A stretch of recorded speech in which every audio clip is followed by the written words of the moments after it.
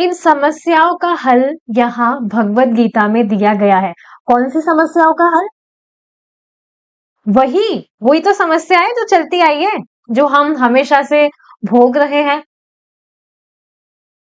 जन्म, मृत्यु, जरा, व्याधि, ये जो समस्याएं हैं, इनका हल दिया गया है। यदि कोई भगवान कृष्ण के धाम को प्राप्त कर लेता है, तो उसे जन्म और मृत्यु वाली इस धरती में फिर वापस नहीं आना होता है। अगर भौतिक जगत है, तो जन्म मृत्यु होगी ही। चाहे से वो कोई ऊपर वाले लोग की बात हो रही है या नीचे वाले लोगों की बात हो रही है। जितने भी प्लैनेट्स हैं, मटेरियल प्लैनेट्स, वहां जन्म मृत्यु होगा ही, जो कि बहुत बड़ी पीड़ा है। जन्म के समय तो हमने लास्ट क्लास में डिस्कस करा ही था क्या दशा होती है, और मृत्यु के समय भी पता नहीं कितने करोड़ों बिच्छू काटने जितना जितनी पीड़ा होती है मृत्यु के समय। अब देखिए ये बातें हम सुन तो लेते हैं, लेकिन आप सोचिए ना, अगर जरा सा हमें पिन अगर एक पिन भी हमें टच कर जाए तो कितना पेन होता है। कभी सब्जी काट रहे हैं तो आपकी कभी उंगली पे कट आ जाए तो कितनी पीड़ा होती है उसमें। कुछ भी चोट वगैरह लग जाए तो थोड़ी सी चोट लग जाती है, उसमें इतनी पीड़ा होती है। करोड़ों बिच्छू काटने जितनी पीड़ा, उसका तो अंदाजा ही नहीं लगा जा सकता ना। पर मृत्यु के समय इतनी पीड़ा होती है। और जब तक व्यक्ति शास्त्र नहीं सुनेगा, उसको नहीं समझ में आएगी ये बातें। लेकिन जब भगवान के धाम को व्यक्ति प्राप्त कर लेता है, तो फिर ये सारी चीजें हमेशा के लिए बाय बाय हो जाती है। हमें यह समझने का प्रयत्न करना चाहिए कि यह जगह दुखों से पूर्ण है। आजकल आप देख रहे हैं, जैसे कुछ भी ऐसा होता है जो असहनीय हो, तो तुरंत दिमाग में क्लिक होता है, अरे ये भौतिक जगत बिल्कुल अच्छा ही नहीं है। जैसे अभी मैं कुछ कर रही थी तो एकदम से कुछ पैर में हो गया था, कुछ पेन सा हुआ था, तो बस तुरंत यही मैं बता रही थी मेरी मम्मी को कि ये बिल्कुल भी भौतिक जगत अच्छा है ही नहीं। इसलिए बुद्धिमानी है, अच्छे से अपना भजन करके यहाँ से निकलो। इसको समझने के लिए कुछ विकसित चेतना चाहिए। कुत्ते, बिल्लियां और सुअर समझ नहीं सकते कि वह दुख पा रहे हैं। देखिए बिल्कुल प्रैक्टिकल चीज है ये। एक जो जानवर है, जो पशु है, ऐसा नहीं है कि उसको पीड़ा नहीं होती है। बिल्ली या किसी कुत्ते को डंडा मारेंगे तो उसको पीड़ा होगी, वो चिल्लाएगा। पर वो ये प्रश्न नहीं कर सकता कि मुझे डंडा क्यों मारा जा रहा है, मेरा गुनाह क्या है, मैंने ऐसी क्या गलती करी है जो मुझे डंडा खाना पड़ रहा है। He can't ask this question. वो ये दिमाग में उसके क्वेश्चन आ ही नहीं सकता है, उसकी क्योंकि ऐसी चेतना है ही नहीं। ये तो एक एग्जाम्पल है।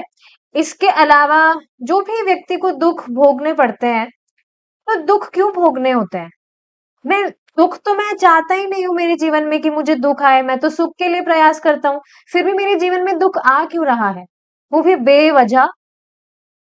मेरा तो ऐसा कुछ इंटेंशन भी नहीं है, मैं तो बहुत गुड बॉय हूँ या गुड गर्ल हूँ। मैं तो सबके साथ अच्छा ही करना चाहती हूँ, मैं तो हमेशा पॉजिटिव थॉट से फिल रहता हूँ या रहती हूँ। फिर दुख क्यों आ रहा है? तो ये सारे जो क्वेश्चंस हैं, ये एक मनुष्य ही कर सकता है।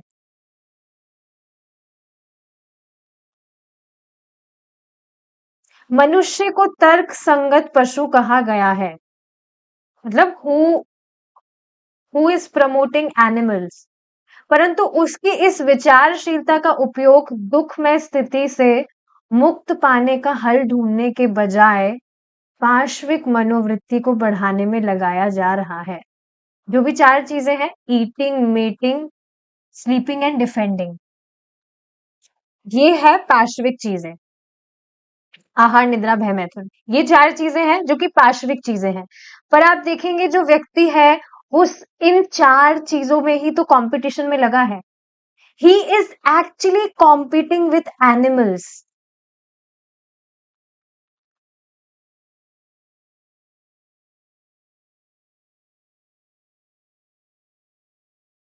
वास्तव में ये क्या कहा जा सकता है, नीचता नहीं है?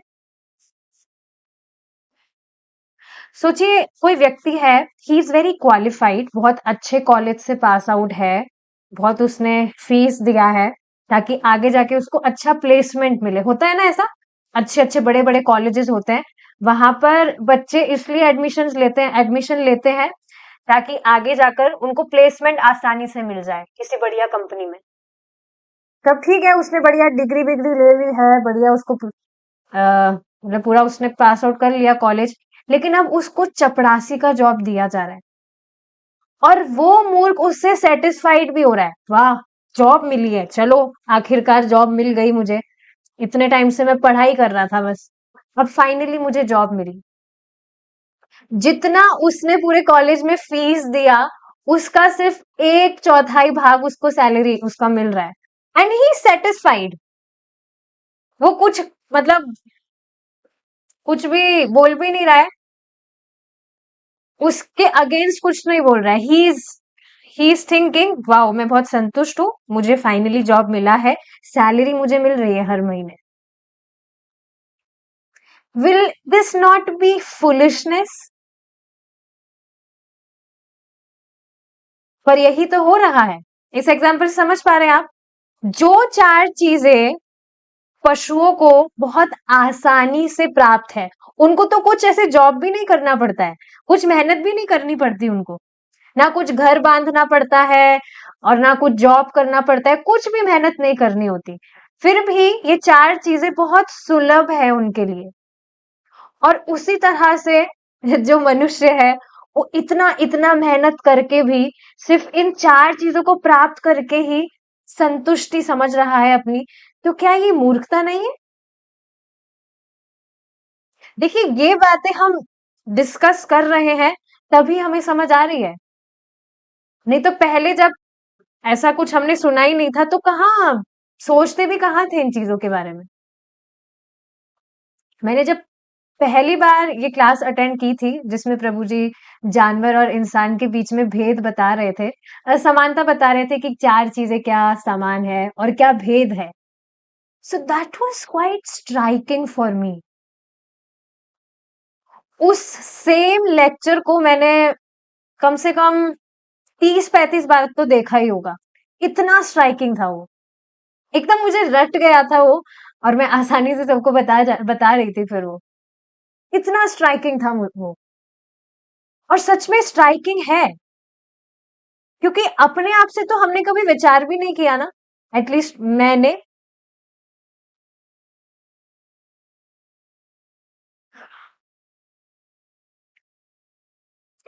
तो उसकी इस विचारशीलता का उपयोग दुख में स्थिति से मुक्त पाने का हल ढूंढने के बजाय, वो ये नहीं सोच रहा है कि मुझे ये जो चार चीजें हैं, मुझे बुढ़ापा चाहिए नहीं, फिर भी अभी थोड़े टाइम बाद में, कुछ सालों बाद मुझे झुर्रियां आ जाएगी चेहरे पर, और मुझे बीमार पड़ना नहीं होता है, पर फिर भी अभी कुछ मौसम बदला फिर मुझे बीमार होना पड़ेगा, मुझे ये सब चाहिए नहीं, फिर भी मुझे क्यों हो रहा है ये। तो इसका परमानेंट सोल्यूशन ढूंढने की बजाय ये जो चार चीजें हैं, बस व्यक्ति उसमें लगा है। यहाँ कृष्ण साफ साफ कहते हैं, साफ साफ कह रहे हैं, देखिए भगवान, कुछ भी घुमाने फिराने वाली बात नहीं है, साफ साफ कहते हैं कि जो उनके पास पहुंच जाता है वह दुख पाने के लिए फिर कभी जन्म नहीं लेगा।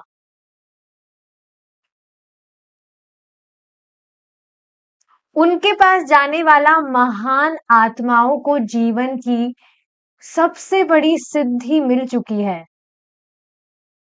उनके पास जाने वाले महान आत्माओं को जीवन की सबसे बड़ी सिद्धि मिल चुकी है, जो जीवात्मा को बद्ध जीवन से छुटकारा दिलाती है। एक बार फिर से पढ़ रही हूं मैं। उनके पास जाने वाले महान आत्माओं को जीवन की सबसे बड़ी सिद्धि मिल चुकी है, मतलब इसके बाद में और कुछ रहेगा ही नहीं प्राप्त करने के लिए बाकी।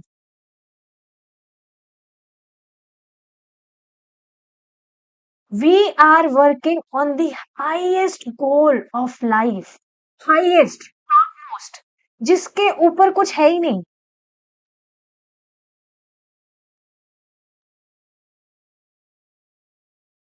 Can we really ponder on this? Highest goal?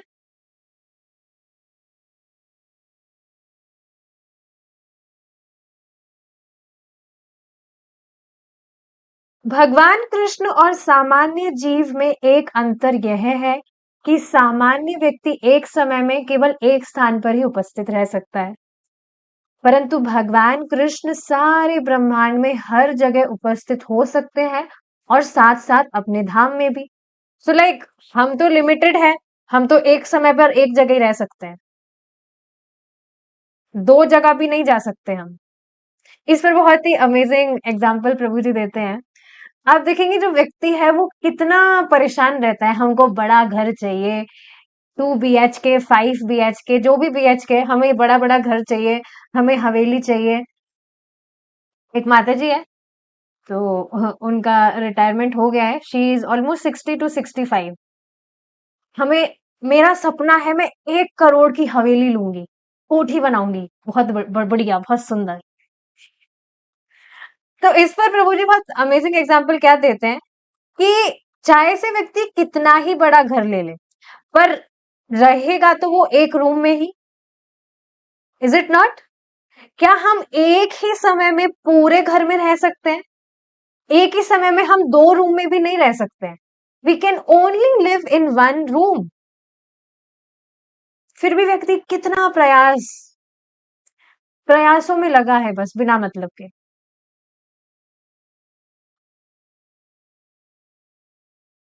देखिए बिल्कुल भी सामान्य बात नहीं है, जैसे मैंने अभी एग्जांपल दिया, उनकी 60-65 उम्र हो गई है एंड अभी भी she is just thinking like this कि 1 करोड़ की कोठी लेनी है, वो लेनी है।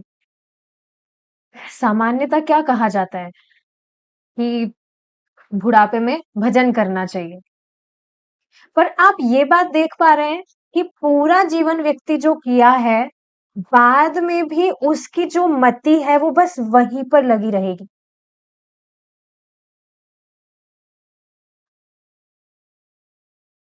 बहुत ही स्ट्राइकिंग बात है ये। अगर व्यक्ति इस उम्र में भजन करना भी चाहे, फिर भी वो हेल्पलेस हो जाता है, क्योंकि उसकी इंद्रियां अब उस तरह से काम ही नहीं करती है। इस एज में आ जाने के बाद में उसकी इंद्रियां अब साथ दे ही नहीं रही है उस व्यक्ति का। अगर वो सुनना भी चाहे तो वो अच्छे से नहीं सुन पाएगा, सुनेगा भी तो अच्छे से समझ नहीं पाएगा।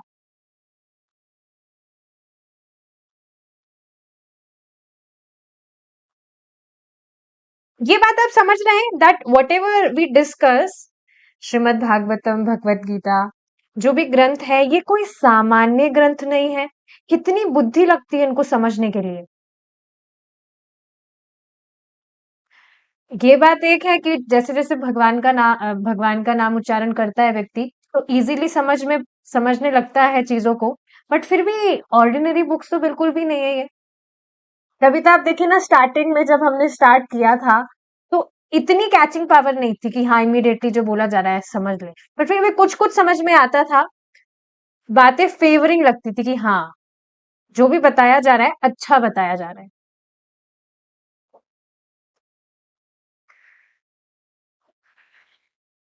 तो मैं बस ये हेल्पलेसनेस को देख रही थी।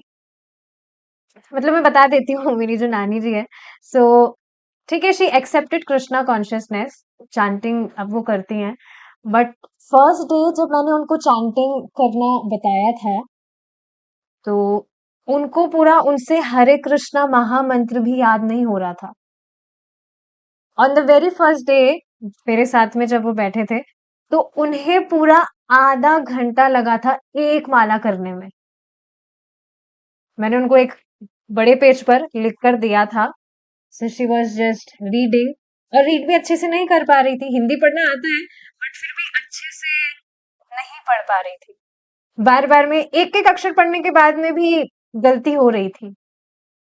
तो मैं बस देख रही थी कि वास्तव में ये तो एकदम ही फर्जी की बात है कि जो भजन है वो तो बुढ़ापे में करना चाहिए, अभी तो आराम से एंजॉय करो।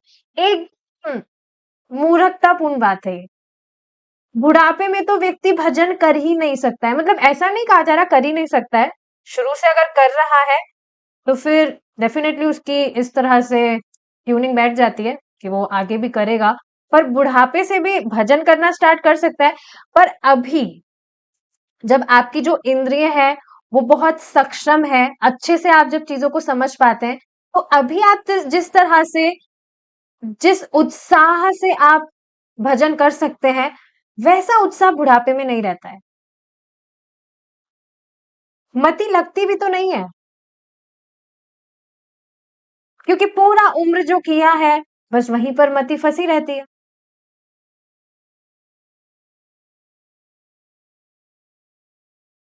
But I was just happy when she was chanting। Chaitanya Mahaprabhu की, उस व्यक्ति को चैतन्य महाप्रभु की कृपा प्राप्त हुई है जो इस तरह से हरे कृष्ण महामंत्र जप रहा है। स्वयं Chaitanya Mahaprabhu, who is Krishna. This is not ordinary. किसी को भी आप देख रहे हैं, अगर वो भगवान के नामों का उच्चारण कर रहा है, उसे स्वयं चैतन्य महाप्रभु की कृपा प्राप्त हुई है।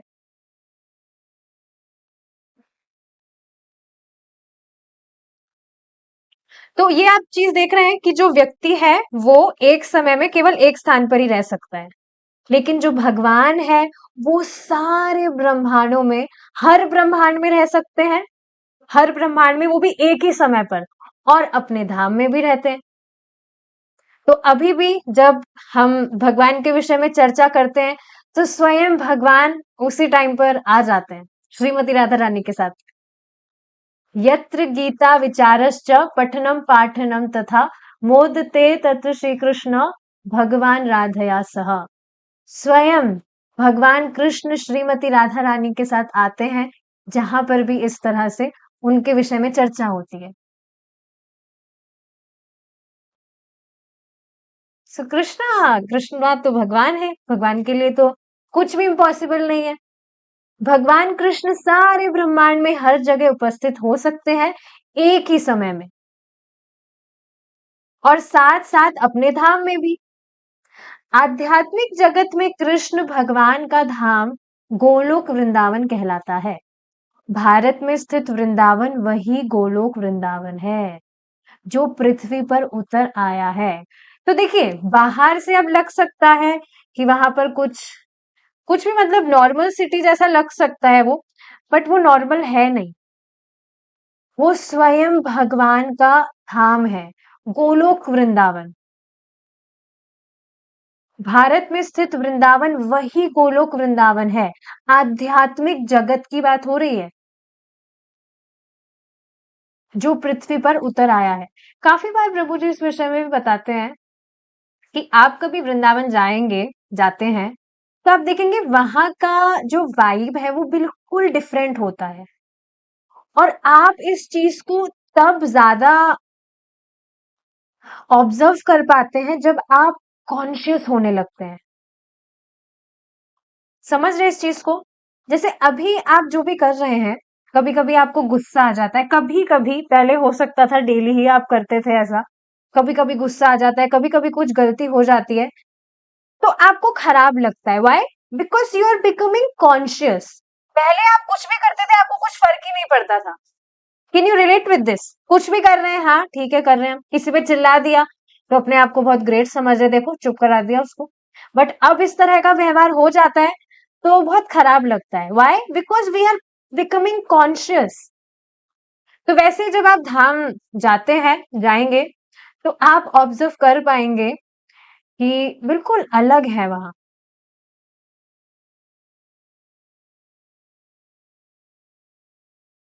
बिकॉज दैट इज स्पिरिचुअल धाम, भगवान का आध्यात्मिक जगत।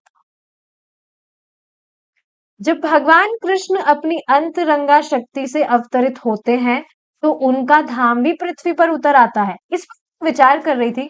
आप देखेंगे कितनी सारी जो सिटीज हैं, दिल्ली है, मुंबई है, ये है, वो है, या कितने सारे जो भी स्टेट्स हैं, कॉलोनीज है, जो भी सारी चीजें हैं, उनके नाम आप देखेंगे बाद में पड़े हैं, पर जो वृंदावन धाम है वो हमेशा से ही है।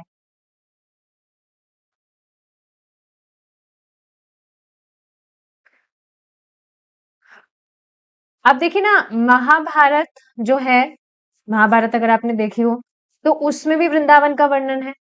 चैतन्य महाप्रभु की लीला में वृंदावन का वर्णन है। श्रीमद् भागवतम में वृंदावन का वर्णन है। सो वृंदावन इज फ्रॉम ऑलवेज। कितनी अमेजिंग बात है ये। इस पे कभी इस तरह से विचार किया है? मैंने किया था बहुत समय पहले, अभी मुझे याद आया ये वापस से।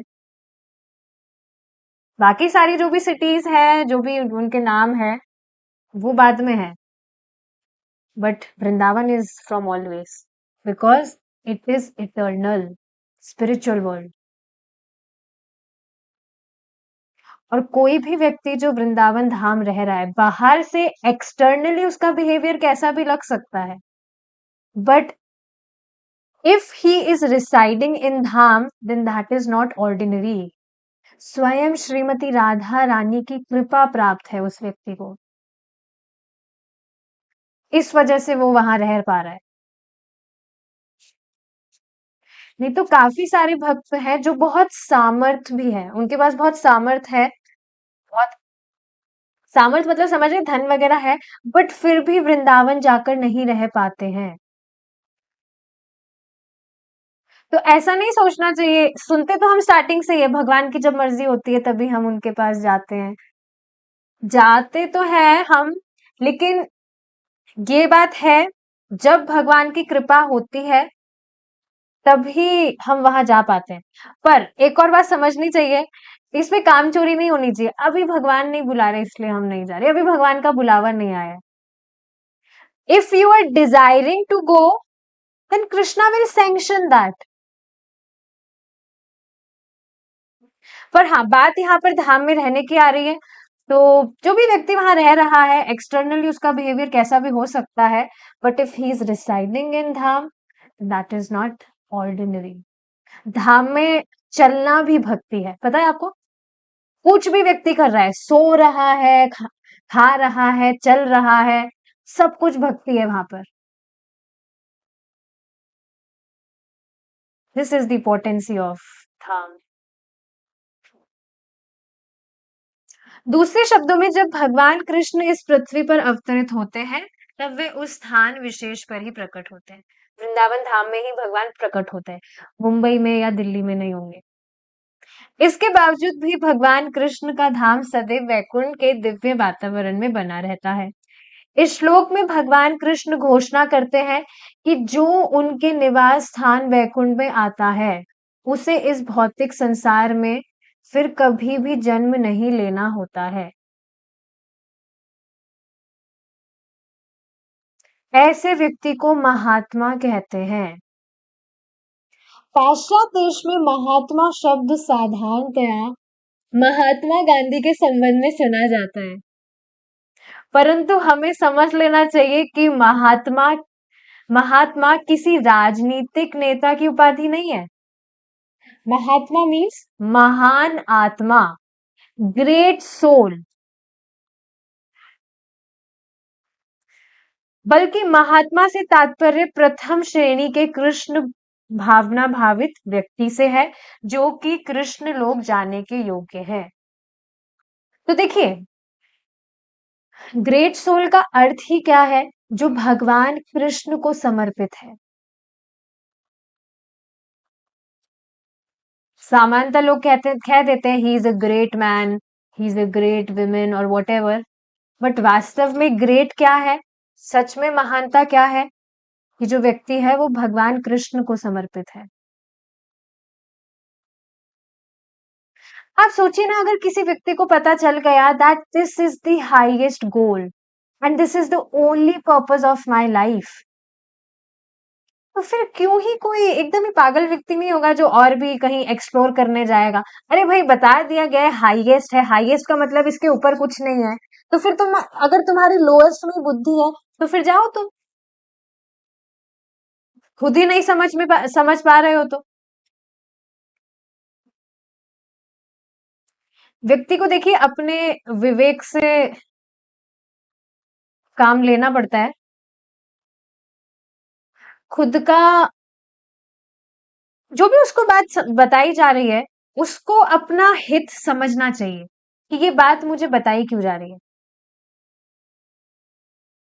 अगर व्यक्ति अपना ही हित नहीं समझ रहा है, तो फिर किसी को कुछ भी कन्विंस नहीं किया जा सकता है। जिसका खुद का ही विवेक नहीं है, तो उसको स्वयं ब्रह्मा जी भी कोई बात बताए तो वो नहीं ही स्वीकार कर पाएगा। उसको खुद को ही मतलब विवेक ही नहीं है, डिस्क्रिमिनेटिव पावर नहीं है कि हाँ ये बताया जा रहा है तो क्या ये मेरे भले के लिए है। आप सोचिए ना, जो भी हम नियमित रूप से हियरिंग करते हैं, क्यों बार बार कहा जाता है कि आप कंसिस्टेंटली नियमित रूप से हियरिंग करिए? क्यों कहा जाता है बार बार?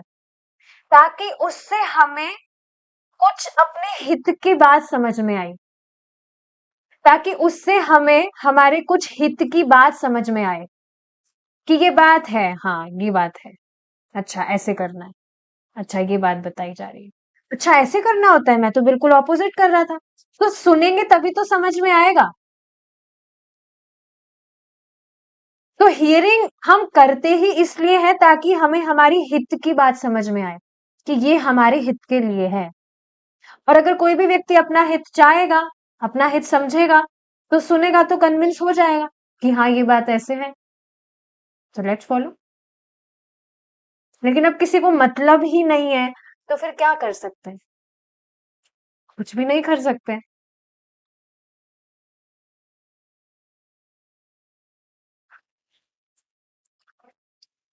कहते हैं ना गलती करके सीखते हैं, तो मैं गलती करके मैं खुद सीख रही हूँ। मैं आजकल अब ज्यादा पीछे नहीं पड़ती हूँ किसी के भी।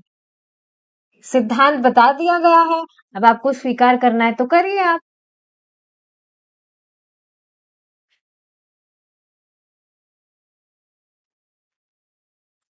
तो ये बात है जो समझने वाली है। ठीक है। महात्मा की पूर्णता यह है कि वह मनुष्य योनि के जीवन और प्रकृति के स्रोतों का उपयोग जन्म और मृत्यु के चक्र से अपने आप को मुक्त करने के लिए करे। इस पर एक और आज टॉपिक आया था, जो प्रभु जी ने मजाक मजाक में बोला था।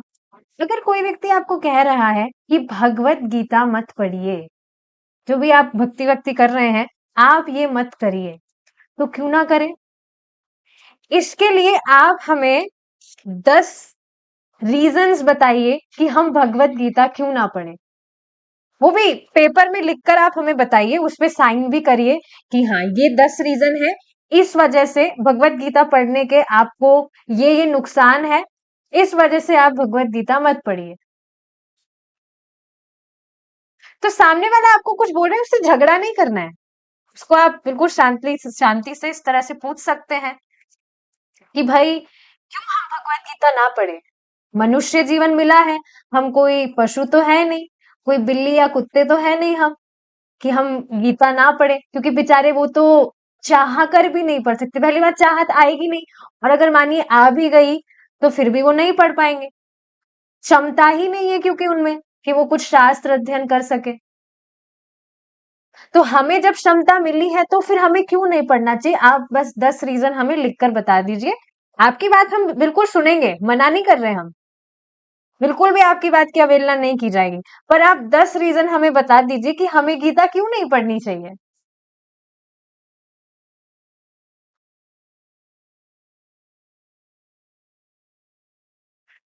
मन आप बिल्कुल देखिए, अब ये बात बिल्कुल क्लिक होती है ना कि वास्तव में इस मनुष्य जीवन में ही हम हमारा संबंध भगवान से जागृत कर सकते हैं। There was a time when we were actually not caring about the existence of God, कि भगवान है भी क्या, हाँ होंगे हैं तो ठीक है। पर जब भगवान की ही कृपा से इस तरह से भक्तों का संग प्राप्त हुआ है, और जो भी नॉलेज हम ले पा रहे हैं, तो समझना चाहिए ये वास्तव में स्वयं भगवान का आपके जीवन में हस्तक्षेप है। Krishna is interfering in your life if he has arranged association of devotees in your life. भगवान स्वयं आपके जीवन में इस तरह से इंटरफेयर करे, हस्तक्षेप करे हैं। स्वयं भगवान, supreme personality of God head Krishna, हम जैसे नालायकों पर भी भगवान ने कृपा की है, बताइए। एटलीस्ट मेरी बात मैं करूं, आपसे बच्चे डिवोटीज हैं।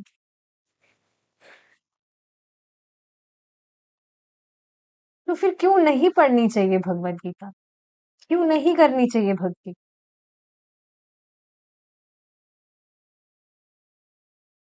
सामने वाला एक रीजन भी आपको नहीं दे पाएगा। पूछ कर देखिएगा, अगर कोई इस तरह से करे। झगड़ा तो बिल्कुल करना ही नहीं चाहिए। झगड़ा बिल्कुल बेवकूफी है, क्योंकि झगड़ा करने से कुछ भी समाधान नहीं होता है। पर इस तरह से आप मजाक मजाक में भी अगर उनसे इस तरह से कुछ बात कर रहे हैं, तो भक्ति से ही तो रिलेटेड कुछ बात हुई। आपका समय भी खराब नहीं हुआ, ना सामने वाले को गुस्सा आया। So just be chill. सब कुछ देखिए, जो भी आपके जीवन में हो रहा है, आप उसको टेस्ट की तरह लीजिए। अगर आप परेशान भी हो जाते हैं, एटलीस्ट मैं इस चीज को इस तरह से देख रही हूँ कुछ दिनों से। कुछ भी परेशानी आती है, तो अगर मैं परेशान हो जाती हूँ, तो तुरंत मैं अपने आप को ब्रिज करती हूँ। अभी और भजन करना है, और भजन करने की जरूरत है। ऑफ कोर्स है ही, पर बस मैं अपने आप को कहती हूँ, भजन बढ़ाओ। बिकॉज भक्ति के अलावा नथिंग कैन हील यू। जो भी एंजाइटी हमें हो जाती है, परेशानी हमें आ जाती है, भक्ति के अलावा और कोई साधन है ही नहीं हमारी एंजाइटी से हमें मुक्त करने का। एक और बहुत इंटरेस्टिंग चीज है, जो आप खुद चेक करिएगा, मुझे मत बताइएगा, आप खुद चेक करिएगा। अगर आपकी लाइफ में कुछ प्रॉब्लम्स आती है, अगर आप परेशान हो जाते हैं, तो परेशान होने के कारण आपका जो मन है वो भगवान की तरफ धावित होता है, या मन करता है अरे अब छोड़ो ये भक्ति, क्या इतने टाइम से भक्ति कर रहे हैं, यहाँ पर हम परेशान हो रहे हैं और ये भक्ति भी अब कुछ काम नहीं कर रही है। आप खुद चेक करिएगा कि आपका मन कहाँ जाता है। क्या आपका मन करता है अरे बहुत बहुत प्रॉब्लम है, भौतिक जगत एकदम खराब है, कुछ भी यहाँ पर नहीं है, कुछ भी करो बस प्रॉब्लम आती है। थोड़ा चलो कीर्तन सुनते हैं हम, थोड़ा मन को शांति मिले, थोड़ा श्रवण करते हैं, जो भी प्रॉब्लम है उसका सोल्यूशन हमें मिल जाए। That is just amazing. अगर इस तरह से आपका जो मन है परेशानी में भगवान की तरफ धावित हो रहा है, देखिए समझने का प्रयास करिए। भगवान स्वयं चाहते हैं that we plead to him, हम उनसे प्रार्थना करें। इससे मुझे एक बात याद आ रही है। एक व्यक्ति थे, मतलब अभी है, तो अक्सर जब हम भगवान से प्रे करते हैं, so we join our hands like this. तो मैं इसी तरह से करती थी, आप सब भी इसी तरह से करते होंगे। तो उन व्यक्ति ने मुझे इस तरह से प्रीच किया कि इस तरह से भगवान के आगे हाथ नहीं जोड़ना चाहिए। हाथ जोड़ने का मतलब होता है कि तुम दीन हो, कि भगवान मैं तो दीन हूँ, मैं तो लाचार हूँ। ये ऐसे नहीं करना चाहिए, ऐसे हाथों को ऐसे रखना चाहिए। Did you see this? वो इसका मतलब मुझे याद नहीं है, उन्होंने बताया था नहीं बताया था। उन्होंने कहा ऐसे हाथ नहीं जोड़ना चाहिए भगवान के सामने। इससे दिखता है कि तुम लाचार हो, तुम बस कुछ नहीं है तुम्हारे पास, तुम हार गए हो तुम।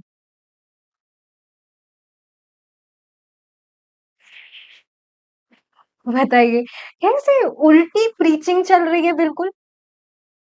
उस टाइम पर पता नहीं, मैंने ज्यादा सोचा नहीं था। दिमाग में आया तो था कि भगवान के सामने तो ठीक है, अगर हम इस तरह से प्रे भी कर रहे हैं तो इस तरह से हाथ जोड़ने में प्रॉब्लम क्या है। मजाक में नहीं बताई थी उन्होंने मुझे ये बात, बिकॉज आई वॉज नोटिसिंग वो भी इसी तरह से रखते थे हाथ को, देख पा रहे ना। जस्ट सेकेंड, इस तरह से। पता नहीं इसका मतलब क्या होता है। इसका मतलब तो ये हुआ ना, भगवान हाथ खा लिए कुछ दे दो, तो तब भी तो तुम लाचारता ही दिखा रहे हो ना अपनी। एंड उस गलत क्या है, हम है ही तो लाचार, हम है क्या, वी आर नथिंग। भगवान सबसे बड़े व्यक्ति है, हम कुछ भी नहीं है।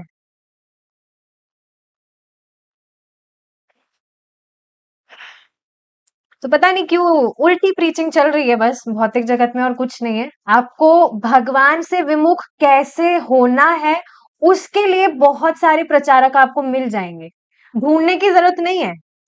अपने आप आपको दिख ही जाएंगे, घूमते मतलब घूमते ही रहते हैं इधर उधर।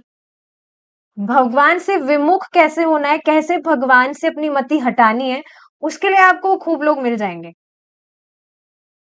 पर उनको काउंसलर बनाकर नहीं घूमना है अपना। आप बताइए, किसी मूर्ख व्यक्ति को अगर आप अपना काउंसलर बनाते हैं, जो जान ही नहीं रहा है कि भगवान कौन है, ये भी वो नहीं जान रहा है, तो फिर आप कौन हुए? मतलब मेरी बात नहीं है, ये प्रभु जी बता रहे थे कि अगर आप किसी मूर्ख व्यक्ति को अपना टीचर एक्सेप्ट करते हैं, अपना काउंसलर एक्सेप्ट करते हैं, तो फिर सबसे बड़े मूर्ख तो आप हुए ना, क्योंकि आप किसी ऐसे व्यक्ति से शिक्षा ले रहे हैं जिसको कुछ पता नहीं है।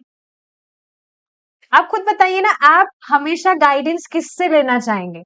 जिस भी प्रॉब्लम में आप हैं, आपका सॉल्यूशन सही एकदम सॉल्यूशन आपको कोई दे उसका, उसी से तो आप गाइडेंस लेना चाहेंगे। तो हर किसी को अपना काउंसलर नहीं बनाना चाहिए। ये जो बात थी वो हाथ जोड़ने वाली, वो भक्ति से पहले की बात थी। अभी तो कोई ही इन चीजों में नहीं उलझता है, पर हाँ ये एक चीज है। ठीक है, आगे देखते हैं। एक बुद्धिमान व्यक्ति जानता है कि वह दुख नहीं चाहता। बुद्धिमान पर फोकस करिए। वैसे तो सब देखिए, कोई भी दुख नहीं ही चाहता है, पर यहाँ विशेषता उसकी बात हो रही है, who is consciously thinking about this. वो अवेयर है कि हाँ मैं दुख नहीं चाहता हूं। देखिए, इस वजह से इस तरह से भी you should try to preach people. Starting में उनको समझ नहीं आएगी कि आपको भगवान को समर्पित करना है, भगवान कृष्ण का प्रेम प्राप्त कर आपके जीवन का उच्चतम लक्ष्य है, एकमात्र यही लक्ष्य है। He will not understand all this thing. बिल्कुल बेसिक से चीजें बतानी चाहिए। सबसे पहले तो व्यक्ति को मनुष्य और जानवर के बीच में क्या डिफरेंस है, यही बताना चाहिए। अगर इस चीज में उसको समझ में आ गई, प्रभु जी बता रहे थे इस चीज को, अगर उसको ये बात समझ में आ गई कि जानवर और इंसान में क्या भेद है, तब तो वो इंसान है, तो फिर वो जानवर ही हुआ। उसको इतनी सी बात समझ नहीं आ रही है तो।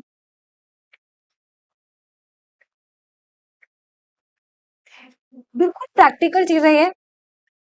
एक बार कहीं मुझे जाना पड़ा था, तो मैं जब वापस घर को आ रही थी, कैब से मैं आ रही थी, तो उसमें वो जो कैब चलाने वाला जो भी ड्राइवर था, जो भी उसको बोलेंगे, उसको मैं बता रही थी ये सारी बात, मनुष्य और जानवर में क्या भेद है। उसको कुछ समझ ही नहीं आ रहा था।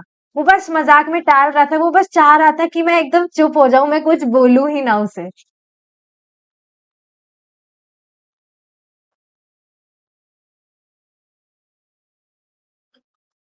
देख रहे हैं आप कैसे लोगों की जो बुद्धि है वो, मतलब निरंतर भोग करने के कारण इतनी ठस हो जाती है कि उनको मनुष्य और जानवर के बीच का भेद भी अगर बताया जाए, तो वो भी वो नहीं सुनना चाहते, समझ ही नहीं आ रहा है उनको।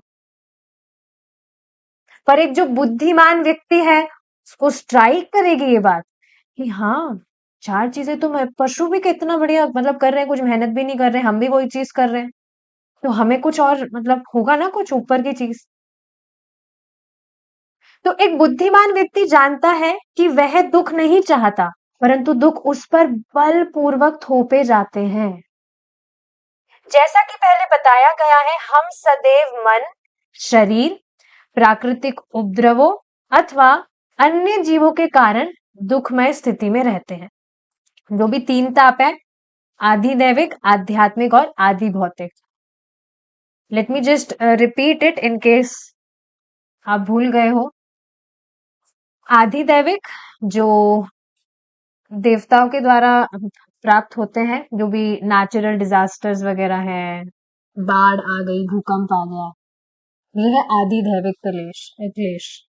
आदि भौतिक जो हमें दूसरों के द्वारा प्राप्त होते हैं, हमें कोई मच्छर वच्छर काट गया, या कुछ भी दूसरे जो भी लोगों से हमें कष्ट मिलता है, दैट इज आदि भौतिक। एंड आध्यात्मिक जो हमें खुद के शरीर से मिलते हैं, बुखार हो गया या जो भी शारीरिक जो भी बीमारी वगैरह होती है, तो ये तीन तरह के ताप होते हैं, जो हमेशा से ही हर जीव भोग रहा है। सिर्फ इंसानों के लिए नहीं है ये, पशुओं को भी भोगने पड़ते हैं ये दुख। पर अंतर क्या है कि वो बस भोगता रहेगा, मतलब दुख वो सहता रहेगा।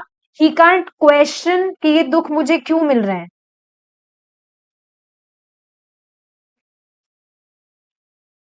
आप देखिए ना, कोई जैसे कोई भी पशु है, अगर उसकी कुछ टांग कट गई या कुछ होठ कट गया, he can even visit to a doctor.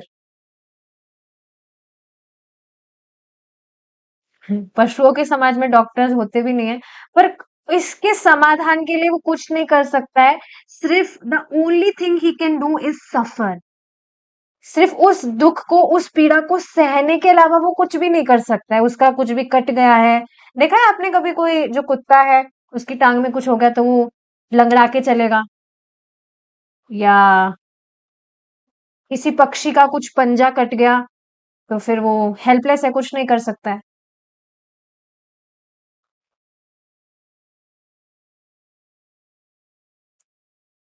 तो ये बहुत विचारणीय बात है। मनुष्य क्वेश्चन कर सकता है, पर प्रॉब्लम क्या हो रही है? टेम्पररी सॉल्यूशंस वो किए जा रहा है।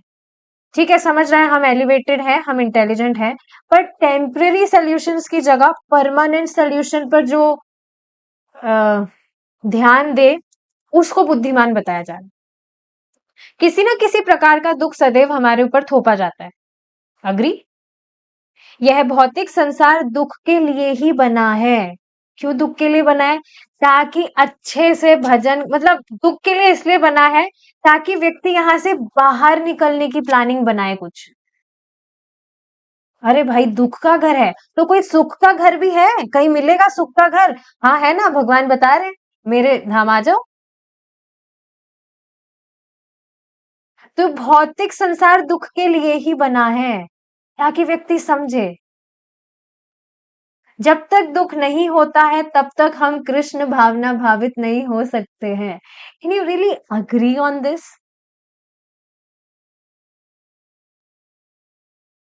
सोचिए, अगर एकदम सब कुछ चिल होता, कभी कुछ दुख होता ही नहीं हमारे जीवन में, तो क्या हमारी मति कृष्ण की तरफ जाती भी? ऑफ कोर्स, डिवोटीज जो भी भक्त हैं, वो अपने सिर्फ दुख की निवृत्ति के लिए भगवान कृष्ण का भजन नहीं करते हैं। पर ये एक पॉइंट विचारणीय है ना, कि अगर हम एकदम यहाँ पर हमारी लाइफ चिल होती, कुछ भी हमें दुख मिलता ही नहीं, तो क्या हमारी मति कभी भगवान कृष्ण की तरफ जाती भी? काफी सारे लोग तो इस बात से प्रभावित होते हैं कि हाँ, इस भौतिक जगत से छुट्टी मिल सकती है, आध्यात्मिक जगत है, इस वजह से भी भक्ति करना शुरू करते हैं। हाँ, ये अलग बात है, भक्ति करते करते जैसे जैसे बुद्धि आती है तब समझ आता है कि ये सारी तो साइड की चीजें तो ऐसे ही मिल जाएगी। मेन है भगवान कृष्ण का प्रेम। देखिए, समझने का प्रयास करिए, भगवान कृष्ण बहुत बड़े व्यक्ति हैं, और ये मुक्ति देना, ये देना, वो देना, ये भगवान के लिए चवन्नी अठन्नी की तरह है। तो आप सोचिए, किसी इतने बड़े व्यक्ति से आप ये चवन्नी अठन्नी लेकर ही बस टालना चाहेंगे बात को?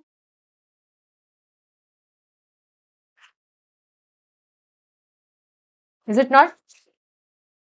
So the main thing is that we aspire to get love of Krishna.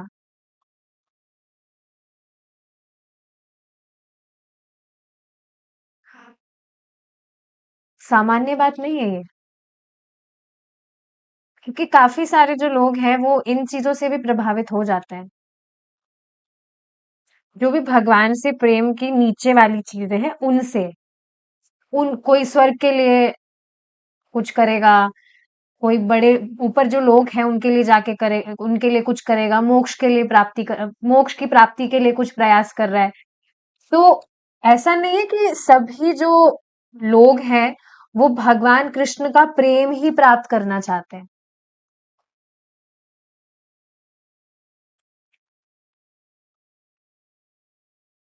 उसके नीचे की जो भी चीजें हैं उनकी भी डिजायर्स होती है।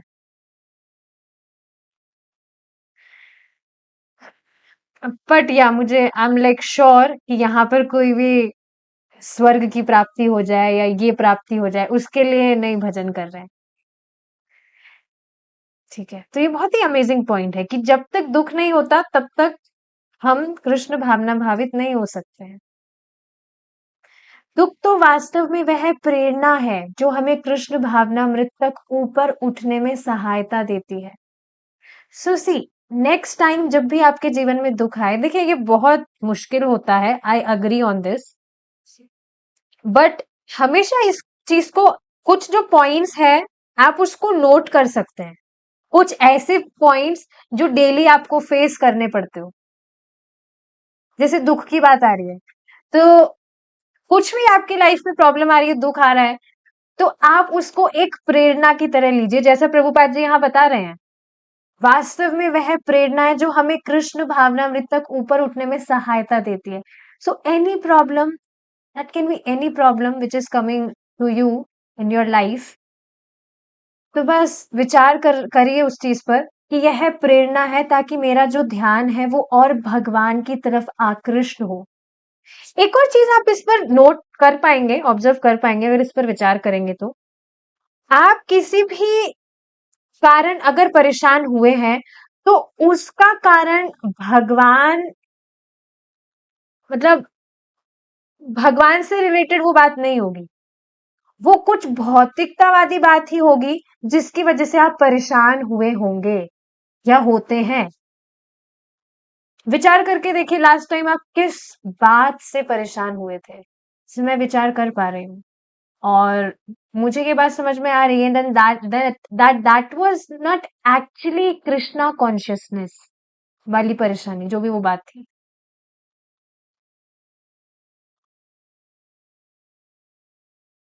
भगवान से रिलेटेड तो जो भी बात है, that will only give us bliss, सुख ही हमें वो देगा, संतुष्टि ही वो हमें देगी। पर जो भगवान कृष्ण से इतर बात है उसी में ही हमें एंजाइटी होती है।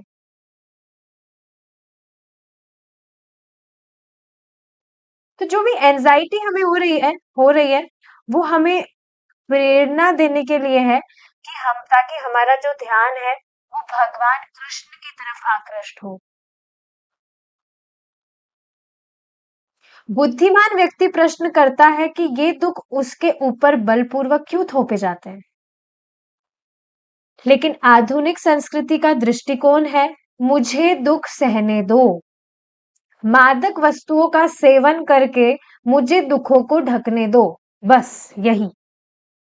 परंतु जैसे ही मादकता का प्रभाव समाप्त हो जाता है दुख वापस आ जाता है। मादकता मतलब समझ रहे हैं आप, ड्रिंक, जो भी व्यक्ति इंटॉक्सिकेशन ऑल की बात हो रही है, उसमें भी आप देखेंगे जो व्यक्ति है वो चाहता है कि मैं इंटॉक्सिकेशन करके कुछ समय के लिए इस जगत को भूल जाऊं, I want to feel high. Prabhupada ji को एक व्यक्ति बोले थे, हिप्पी, कि प्रभुपाद जी उनसे पूछते हैं क्यों ये नशा वशा क्यों कर रहे हो, क्या मिलता है इससे? आई फील हाई, हाय। तो प्रभुपाद जी ने कहा अगर मैं तुम्हें कोई ऐसी चीज बताऊं जिसके लिए तुम्हें नशा वशा ना करना पड़े और उसके बाद में भी यू विल फील हाई, वो भी लाइक 24 आवर्स, मतलब लंबे समय तक। देखिए अभी जो अनर्थ निवृत्ति का स्टेज है उसमें जब हम भक्ति कर रहे हैं जितनी क्षमता से जिस समय कर पाते हैं उसमें we feel some taste, but अभी एक्सटेसी में हम, मतलब ऐसा नहीं है वी आर फीलिंग हाई, बस जगत याद ही नहीं है, हाई फील कर रहे हैं, but that stage will come और वो ज्यादा दूर नहीं है। अनादि काल के कंपैरिजन में अब जो जिस भी पथ पर आप चल रहे हैं वो बहुत ही कम समय है, वो जो टाइम है वो ज्यादा दूर नहीं है। when we will be in ecstasy,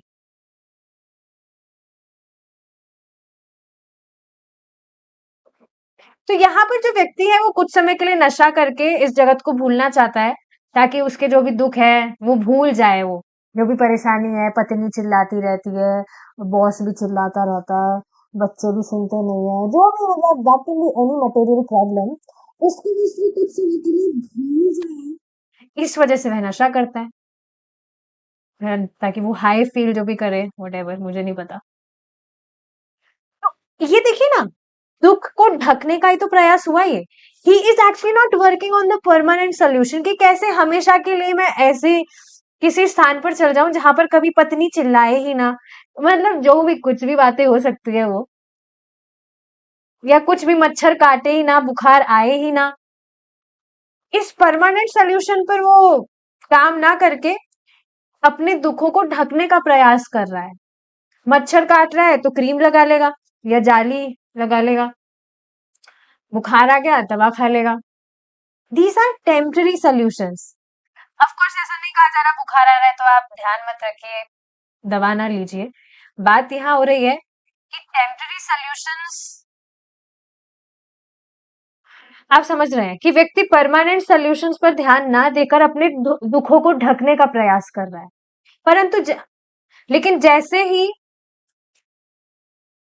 temporary का मतलब ही क्या है, वो कुछ समय के लिए होगा, फिर बाद में कुछ टाइम बाद आप देखते हैं अरे ये तो वापस से वही प्रॉब्लम आ गई। तो वैसे ही यहाँ पर व्यक्ति कोई भी इंटॉक्सिकेशन वगैरह कर रहा है वो, तो कुछ समय के लिए भूल जाएगा वो सारे दुखों को, लेकिन जैसे ही मादकता का प्रभाव समाप्त हो जाता है दुख वापस आ जाते हैं। कृत्रिम मादकता से जीवन के दुखों का हल नहीं किया जा सकता है, समाधान तो कृष्ण भावनामृत से होता है।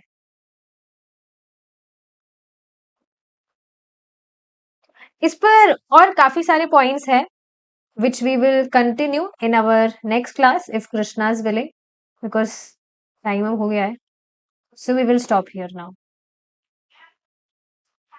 श्रीला प्रभुपाद की जय, निताई गौर प्रेमानंदे, हरि बोल, हरे कृष्णा।